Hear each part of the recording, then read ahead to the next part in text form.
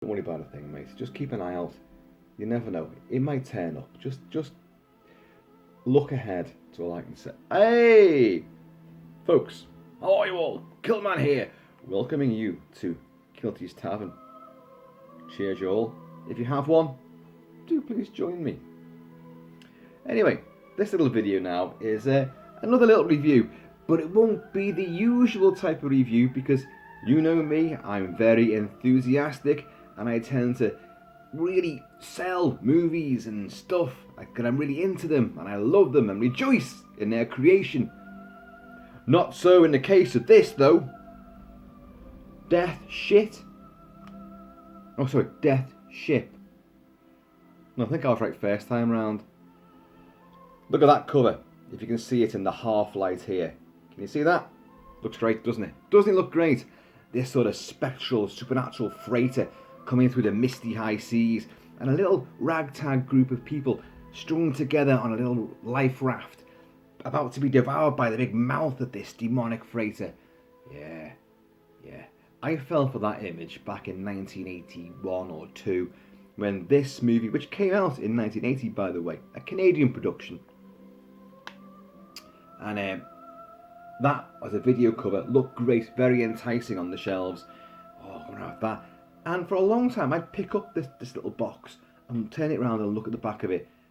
And the pictures on the back always put me off because although the cover on the front looked like a great horror film, you know, maritime, murderous bit of mayhem on the high seas, but looked on the back of it looked like some kind of TV movie drama. And the names weren't that inspiring either. The likes of George Kennedy, great Oscar-winning, actor, superb, I know, but not really renowned for horror movies. And Richard Crenna, who was soon to go on to become Colonel Troutman. God didn't make Rambo, I made him. But so it kind of put me off, and the pictures always looked a bit completely unhorrific. So I put it back on the shelves.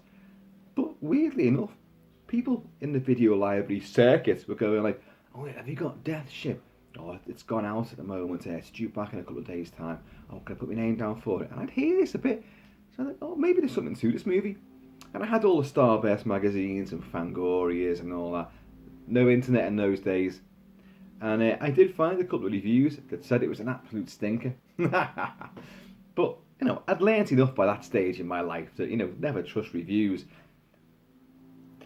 Especially from people who wear kilts and vests. But anyway, I finally took the plunge and I got it. And I thought, whoa, well, there's 90 minutes I'll never get back. But the weird thing was, over the many years since I last saw it, which would be back then, it's got a bit of a cult, status attached to it. Fuck, anything can get a cult status these days. Fuck, isn't that right, mate? Your Missing Eyeball got a cult status somewhere. And I heard that it was going to get this big, fantastic new release in the UK, warts and all, big, high def restoration and loads of good, extra features. And I thought, oh, go on. Maybe you're wrong. Many movies, that I've seen, way when I was a young kid, and I thought, what a pile of shite that was. I've then been forced to change my opinions when watching them again, with a far more sophisticated outlook upon these things. And so I thought, no, come on, go in there, let's do it. So I paid out my hard earned on this. The cinematic equivalent of a turd you can't flush. You flushed, you get up, you look, it's there. You just laid that. And the two of you just kind of look at each other awkwardly. What purpose do you serve? Well, it doesn't know, it's just floating there. You did me, I'm here. Deal with it. You flush again. Well, once it's filled up again, you flush again. It won't go. It's just one of those lighter than air looking farts. Shits. That, my friends, is this. It's just there. But why? It floats when it should sink. It floats and is just an annoyance, an irritation, a foul stench.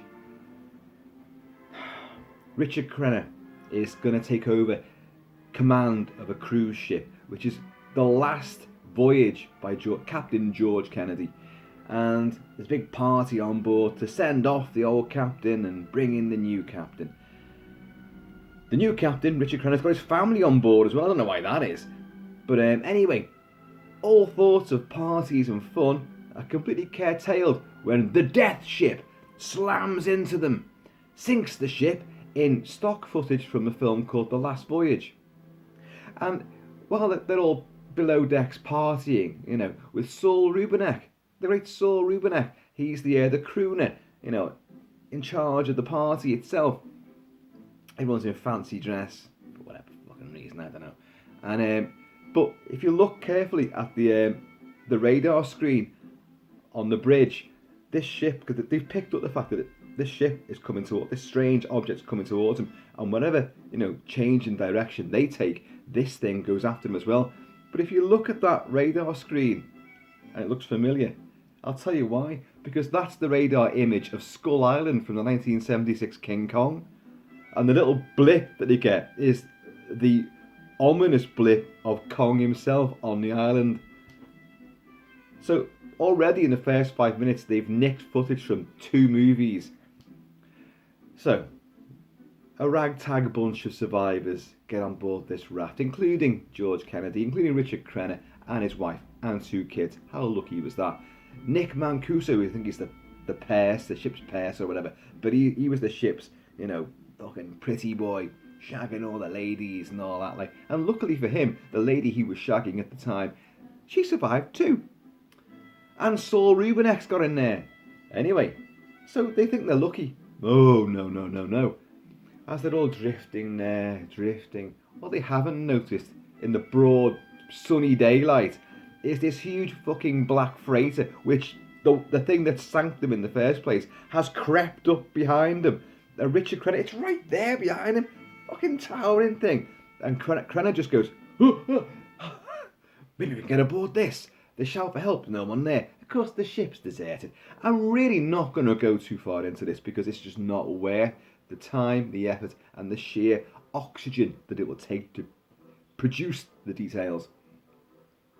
They get on board this thing, it's deserted.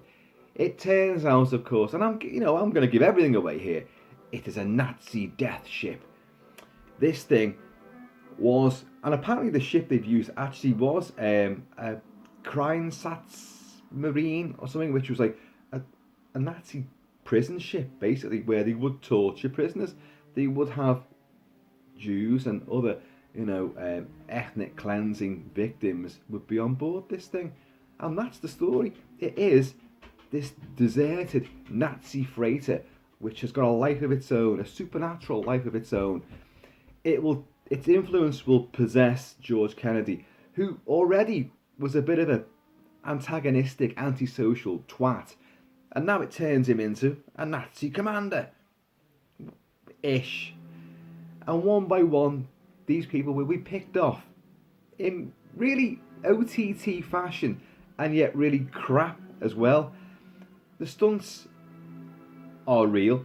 Someone who's meant to be Saul Rubinek gets, literally in the first few seconds of getting on board, some crane winch thing will hook him up and slam him over the side, drop him into the water, drag him round for a bit, and then sink him again. Therein losing an element which they should have kept. Saul Rubinek grew up in a refugee camp, a Yiddish refugee camp, under persecution, from the Germans.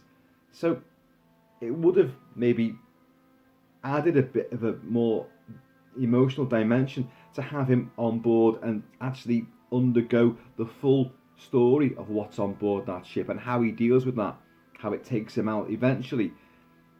Maybe he could have survived, and they could have worked with that, but they don't. The original story was something, I think it was called Bloodstorm. Hang on a minute, I'll find out for you.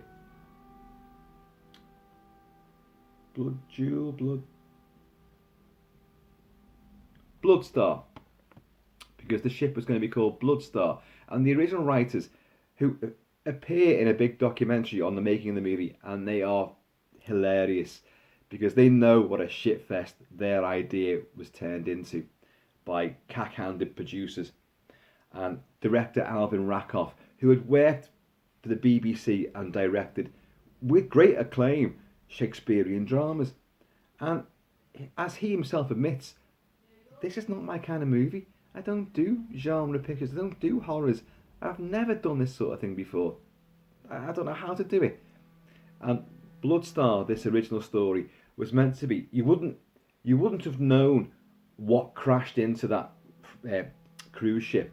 You'd just find these people adrift at the sea, and then at the sea, on the sea, and they would stumble across this ghost-like freighter in the fog, get aboard it, it's deserted. It would have no backstory, it would just be a haunted ship at sea, a Mary Celeste, a Flying Dutchman, and one by one it would possess the victims you've got on board it. But it'd be more psychological, and it'd be in this perpetual fog. So it'd be like a Twilight Zone story on Outer Limits, certainly just a very maritime gothic story. But no, the version that the producers fancied, no, we've got to give a reason why the ship does what it does. So hence why it became this Nazi death ship. And I don't mind that. That's not a bad idea to have. It's certainly unusual, a death ship. Nazi atrocity camps were all known about. But at sea, whoa, that's a bit weird.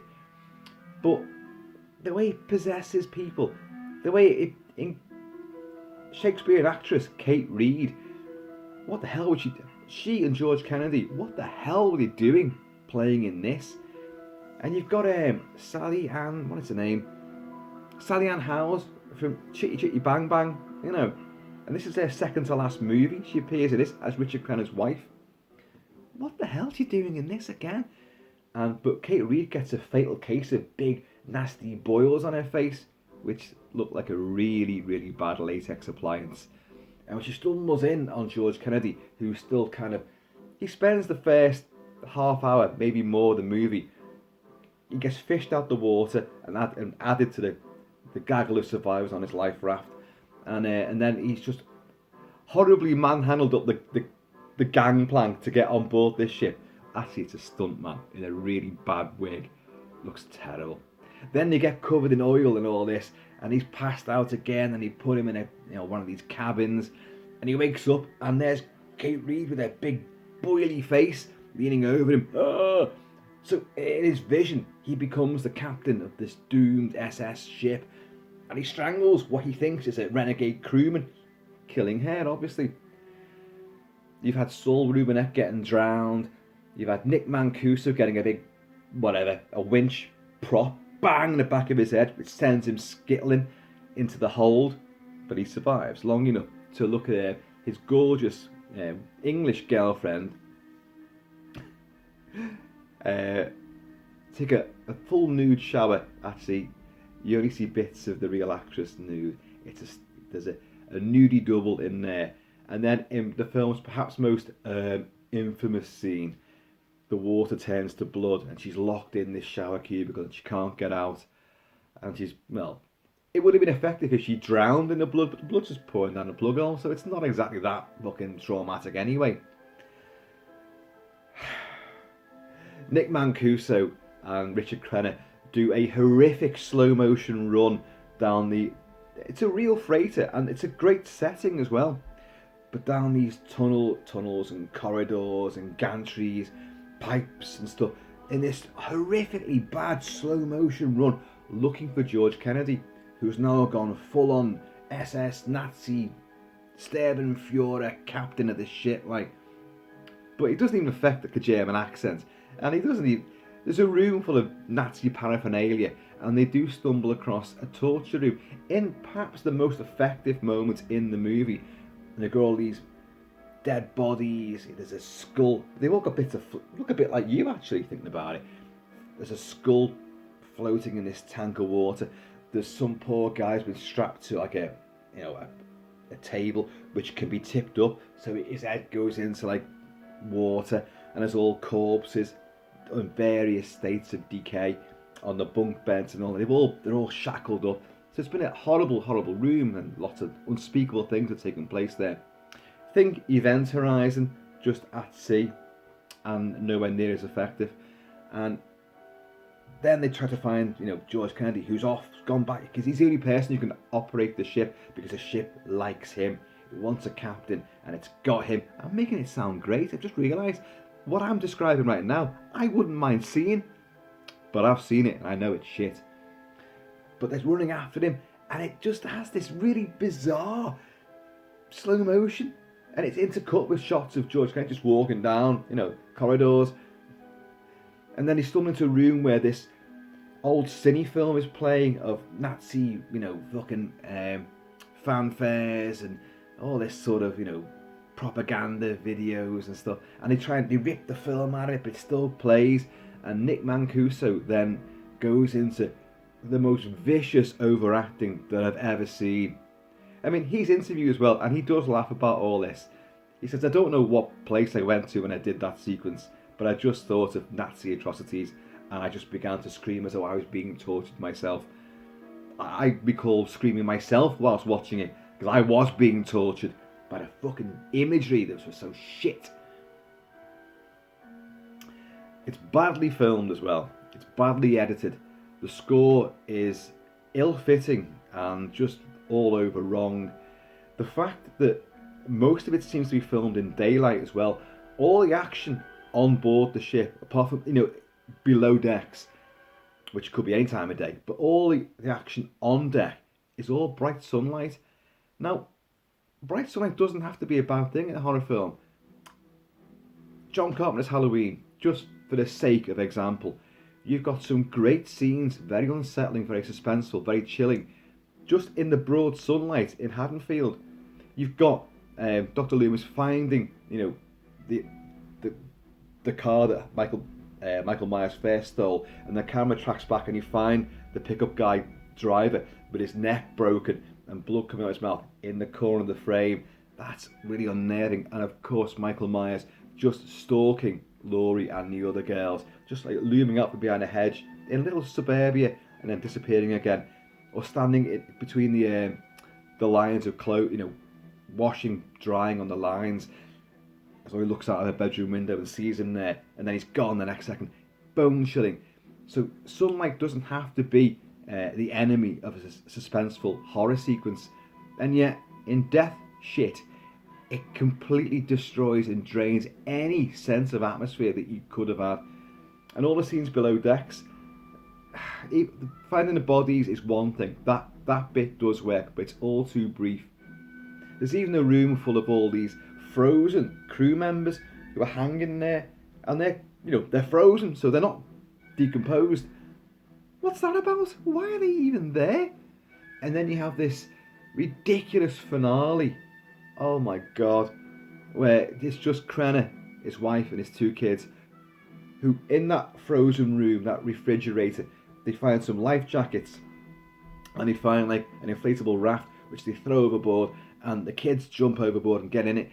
And then just when they're going to get overboard, George Kennedy finds an old bolt-action rifle which has about 30,000 bullets in it, and starts pinging rounds off at them. So they're hiding behind all the metalwork and the winches and the cranes and the bulkheads. And then he manages to beat up Richard Crenna. And then he manages to capture Crenna's wife and throw her in this room and slam the big steel shutter door on her. For what purpose? No one leaves this ship, he says. No one leaves this ship. Crenna wakes up, and then the door opens and his wife comes out. And then two of them jump overboard and get in the raft. Where was the suspense of like locking it away? Oh, Crenna's got to go and get her without getting shot or killed by this guy. No, she just opens the door and comes out, and the two of them get away with it. And then George Kennedy realises that he can't operate the ship anymore. It won't listen to him. What's going on? So he starts shooting rounds at all the machinery, the cogs, the pistons, the wheels, these big engine contraptions, pumping, hissing. And then he gets his hand caught in like this gear thing, and it tears his arm off. Oh, and then he falls down. He's whatever. And then blissfully, for all of us, all concerned, it says the end. Oh my god. The weird thing is, that's undergone one hell of a restoration. I think from a 2K scan of the original negative, I'm thinking, yes, I'm right. And it does look great. It does look amazing. Close-ups are absolutely scintillating. Faces, details, that all it is. If you're a fan of it, I would urge you to think again. No, no. If you're into this, then hey, God love you. Someone's got to love it. That is a good version to pick up. You've got a commentary track. See, again, I can't believe this. Jonathan Rigby, author of, British Gothic and American Gothic, a frequent contributor to classic horror movies, a lot of Hammer movies, Amicus movies. He lends his tonsils on commentary tracks and his face for interviews and critique, and I love him to bits. The fuck is he doing on a commentary track here with the director? Oh my god. The director, who is actually reasonably entertaining in the making of, and yet completely boring and monosyllabic and offers very little in the way of discussion on a commentary track. And Jonathan Rigby fills all the details in and seems to be really OTT into it. I think he's overplaying his enthusiasm. Hey, I could be wrong, but when he says about the boil sequence, he goes, "Oh, this of course is the moment everyone talks about." No, because it's shit. It lasts literally a moment, and it's hardly any shock there. It's like, it's totally meh, So, Overkill again. Nick Mancuso overacts in it desperately. He gets... See, it has these jump cuts as well, which don't make any sense. You might see it in other movies, like a subliminal flash cut of something. Pazuzu in The Exorcist, that's the most obvious thing of all. But little flash cuts of something. But they will register and they will add to the atmosphere and they will maybe have a dramatic impact on a character or on a narrative. They do it in this for absolutely no reason. It just doesn't make any sense. As someone just knocked the sugar bowl over. I know the sound of that sugar bowl going over because I've done it a million times myself. But Alvin Rakoff, by the way, Rakoff, he's a Canadian, and in Australia, and I've got a lot of Australian friends out there, and I'm sure they'll back me up on this. Isn't like the term rack off? It's like Australian for like fuck off, rack off, And this guy's name is Alvin Rakoff. But as I say, it's not his genre. He felt uncomfortable doing it. Apparently they all had a great laugh. Richard Crenna was a stand-up comedian, pretty much, not on stage, but he would be the comic, the prankster, the joker, and he was a ventriloquist. He could throw his voice, so he was doing this throughout lots of scenes, cracking everybody up. So they all had a great time doing it, but this is not George Kennedy's finest hour.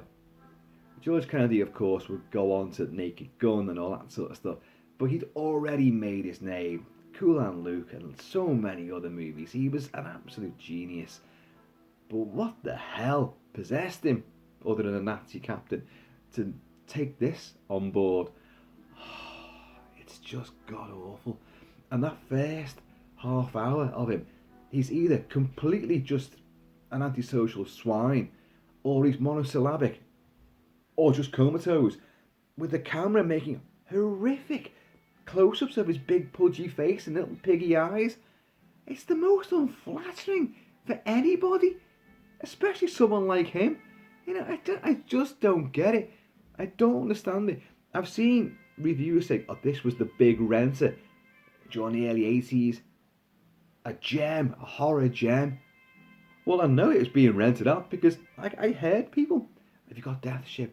Oh, it's booked up for this week, or I'll put you down for like next Saturday." Okay. What? People are queuing up for this? I honestly don't understand it.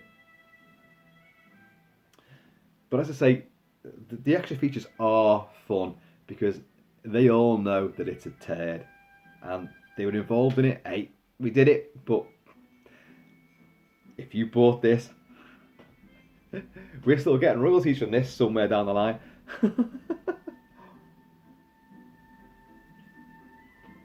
The original writer, which I think is Dan Hill. Is it Dan Hill? Don't know. He sits there and he discusses the original script, like Bloodstar, and then how the producers came back with notes on his screenplay, how to change this. They wanted the conclusion to be a gunfight at the OK Corral. And he said, what? What? A gunfight at the... Obviously meaning a great big climactic confrontation. But what a bad choice. What a bad example to use. And loads of other little bits and bobs. And he reads them all out and he's laughing about it. And Nick Mancuso's having a great time too. George Kennedy is he seems quite fond of the experience of making the film. About Richard Crenna, Saul Rubinek, Kate Reid. And he seems to like all that. Sadly, alongside Richard Crenna, he's now gone. But, and Crenna, George Kennedy, I drink to you guys. Don't know what possessed you with this one, but hey, we all make mistakes. Those who survive the ghost ship are better off dead. Well, that's not entirely true, is it? Because the ones who survived the ghost ship survived the fucking story. It just, none of it makes sense. It's ridiculous. To have had that Mary Celeste Flying Dutchman approach actually would have worked with the swirling mist. You don't know where that ship's come from. You don't know its backstory. And obviously at the end of it, that ship would just go off again. This, okay, I don't mind the idea of having a backstory to it, especially a horrific one like that. But it's so ineptly handled, so cack-handedly delivered and executed that it completely flounders at sea. When Crenna and his missus and the kids, oh by the way, the kids, fucking annoying, sweet Jesus, we often get indulged with kids who are great actors in movies, especially these days. Look at Stranger Things, look at, oh god, let the right one in. So many child performers are exemplary in the art form now. But go back a fair bit and you're like, oh, there's kids in it. And you go, oh, please don't do this. And this is one of the reasons why you despise kids in horror movies. They are fucking awful. At least John Carpenter. Again, I'll come back to John Carpenter. He shot poor Kim Richards. Hey, this is just regular vanilla. And she gets blown away. Oh, one of the big shock moments of the 70s. Shock moments even today, to be honest. But these two kids fucking survive, damn it. When you want them to be wasted. But in one of those, I just remembered, one of those ridiculous sort of jump cut edit things that make no sense. Nick Mancuso, who plays ship's purser, Nick. Originality there. We'll give him the name Nick to save on confusion. And he's topless throughout most of the movie as well. And that Nazi propaganda movie has been playing, and he's like, oh, going crazy with the whole thing. He's in a room already, and then suddenly it jumps to him flying over this huge parapet into what is the hold of the ship. Only Captain George Kennedy, Nazi George Kennedy now, manages to pull a lever, and this huge net comes up, and it's caught him.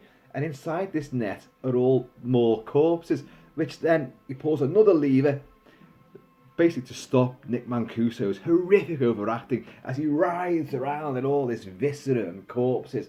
I mean, you would, I suppose. It's not that pleasant. Giving it loads and bits and bobs are rattling all over with flesh. And then he pulls another lever and the thing goes whoop like that. Just looks a bit more cosy. But apparently that's killed him. Apparently. And George Kane just walks off. Oh, for the love of God, mate. It just... Where do I go from here? This is so unusual for me to be actually denouncing something. I've not done it very often. I know I haven't. But Death Ship, folks, from Nucleus. But it's a good package overall. It's a good package and a great transfer. So as I say, playing devil's advocate. If you're a fan, hey, it's worth it. It genuinely will be worth it for you. By the way, what's playing there is Wallachek Kilar's awesomely atmospheric score to The Ninth Gate, Roman Polanski's occult, demonic. Johnny Depp stars as this cynical book detective tasked with tracking down a particular book. Good friend and good contributor to the channel. 4D. I know you like the movie, and we've spoke about this before. I am going to revisit it, mate, because I don't like the film, but I do love the soundtrack, and I think the idea, the premise is tremendous. But I love that score, so I'm gonna revisit it, mate, and I will do a review. But it probably won't be any more optimistic than this, to be honest. I don't like the film, but maybe my opinion might change. Who knows? Anyway, folks, I just felt like covering this because I just watched it. And I thought I'd share my experiences with you all. So, folks, in the meantime, and indeed the in-between time, take it easy, keep it kilted, keep it Celtic, and if you can, avoid death shit. See you all later.